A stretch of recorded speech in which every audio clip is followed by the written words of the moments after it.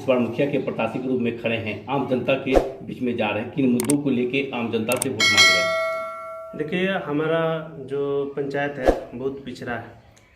सबसे प्राथमिकता है एजुकेशन, उसके बाद में यहाँ का इंफ्रास्ट्रक्चर, लोगों के लिए रोजगार, ये सब मेरा मुद्दा है। महिलाओं के लिए सम्मान, वृद्ध लोगों के लिए सम्मान। हमारे यहाँ आज भी महिलाओं को जो है शिक्षा की दृष्टि से जो है बहुत भेदभाव चल रहा है। तो हम चाहते हैं महिलाओं को उच्च शिक्षा मिले, सम्मान मिले। वृद्ध लोगों को देख रहे हैं कि जो लोग रिटायर हो जा रहे हैं, रिटायर की उम्र के बाद में लोग उनको कोई सम्मान नहीं दे रहा है। लोग बुला नहीं थे। मेरा आने का एक ही उद्देश्य है कि उन लोगों को सम्मान मिले, कि इस धरती पर आ करके 60 साल, 65 साल, 70 साल दिए, लेकिन कोई बेटा पोता उसको पूछता नहीं, मानता नहीं। बहुत दुख होता है देख करके, इसलिए हम इस समाज में आए। राज्य सरकार, केंद्र सरकार का बहुत सारी योजना है पंचायत के अंदर में, जो धरातल पर दिखाई नहीं देता। अगर आम जनता चुन के आपको मुखिया बनाते हैं तो किस तरह योजना से काम कीजिएगा?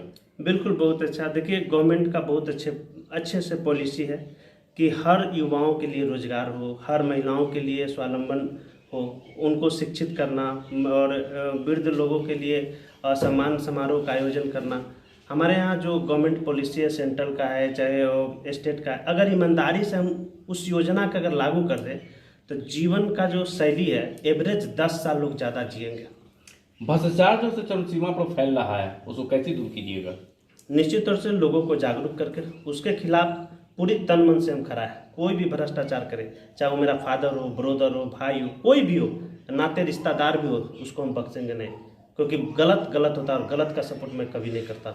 जीतने के बाद आपका फर्स्ट सबसे प्राथमिकता क्या रहेगी? सबसे पहला एजुकेशन, कि 3 साल के बच्चा जो ही होगा, सब लोगों को आधार कार्ड बना करके आंगनबाड़ी में एडमिशन करा के इंडियन आंगनबाड़ी से जो पोषक तत्व, पोशाक आहार मिलता है और ड्रेस मिलता है, उन लोगों को दिलवाना। 6 साल होते ही बच्चे को नियमित रूप से, मतलब प्राथमिक स्कूल में नियमावली एडमिशन कराना और सुचारू रूप से सारे स्कूल कॉलेज को चलवाना। आप अधिवक्ता भी हैं हाई कोर्ट के, और प्राइवेट कॉलेज में प्रिंसिपल भी हैं, और संगठन भी चलाते हैं। ये कितने दिनों से मतलब कि समाज के प्रति आप मतलब कि जागरूक कर रहे हैं? देखिए, काफ़ी दिन से, बचपन में जब हम यहाँ पर पढ़ते थे तो हमको लग रहा था हम IAS ऑफिसर बनने के लिए मेरा सोच था, और मैं काफ़ी सक्रिय रूप से रहा कि हमको अच्छा एजुकेशन मिले, लेकिन यहाँ पर नहीं मिल पा रहा था। हम यहाँ से पटना यूनिवर्सिटी में गए, वहाँ से हम काफ़ी लंबा पढ़ाई की। उसके बाद में हमको लगा कि यहाँ पर एक अच्छा सा साइंस कॉलेज में मतलब बहुत अच्छा फैकल्टी था पढ़ाई का। हम सोचे इंटर कॉलेज हम खुद से खोलें यहाँ पर, उसमें प्राचार्य के रूप में आए। काफ़ी दिन तक चला भी कॉलेज, उसमें रहे लोग। फिर उसके बाद में कई तरह के सामना आया कि लोग के लिए सच्चाई के लिए लड़ना, तो मैं LLB किए हुए था। उसके बाद मैंने कोर्ट कचहरी में जाने आने लगे। वहाँ पर लोगों को इंसाफ दिलाने का काम करते हैं। हम वहाँ पर पैसा कमाने के लिए नहीं गए और धन के लिए वहाँ पर कार्य नहीं कर रहे, पद पोजीशन के लिए नहीं कर रहे। सिर्फ चाहते हैं कि दुनिया में ऐसा कीर्ति करे कि लोग सदियों तक याद रखें। आम जनता से क्या अपील करना चाह रहे हैं इस बार मुखिया के प्रत्याशी के रूप में खड़े हैं? उन लोगों से एक ही अपील है मेरा कि आप लोग सच्चे को चुने, अच्छे को चुने, ईमानदार को चुने। अगर आप बेहतर चुनेंगे, आपका भविष्य बेहतर होगा, आने वाला जो जनरेशन है उसका भी उद्धार होगा। इसलिए अपने लिए और अपने बच्चों के लिए सही उम्मीदवार का चुनाव करें। कोरोना का वैक्सीन आप लोग ले चुके हैं? हाँ बिल्कुल, कोरोना का वैक्सीन भी लिए हैं। कोरोना काल में हम लोगों को बहुत मदद किए हैं। हमारे ग्राम प्रधान नहीं बांटे थे उस समय, अपने पैसों से मास्क, सैनिटाइजर पंचायत के लोगों के बीच बांटे। लोग जिसको कोरोना हो गया उसको जाके दरवाजे पर बैठे, उन लोगों को मिठाई खिलाए, भेदभाव दूर किए। उन लोगों से बहुत लोग नफरत कर रहे थे। इस तरह के मुहिम हमारे संगठन में जो भी लोग भी थे, वो लोगों भी उत्साह बढ़ाने के लिए गए।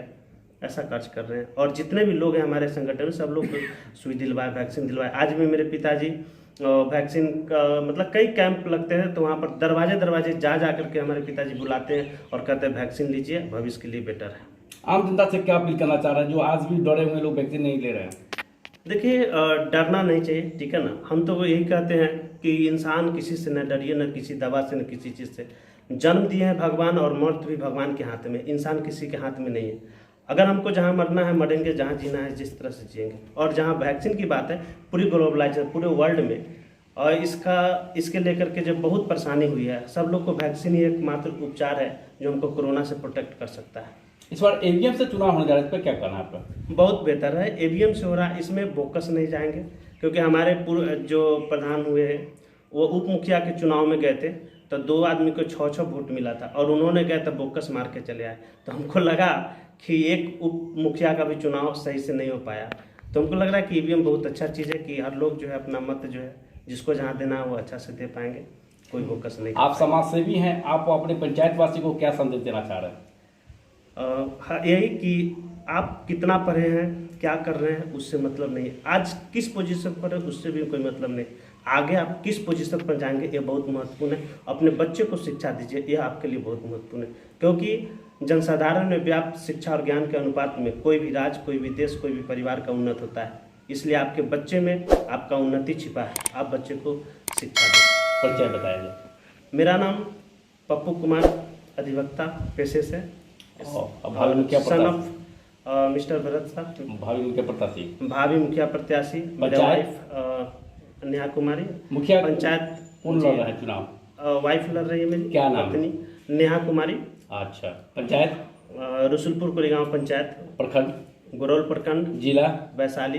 नमस्कार, मैं advocate Pappu Kumar, son of Bharat साहब फ्रॉम रसुलपुर कोरेगांव।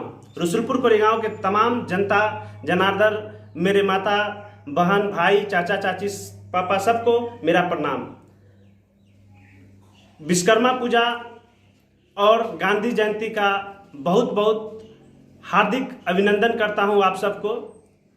हमारे जीवन में विश्वकर्मा पूजा बहुत महत्वपूर्ण है और गांधी जयंती दोनों का हमारे लाइफ में बहुत ही महत्व है, इसलिए धूमधाम से ये दोनों पर्व को मनाएं। धन्यवाद।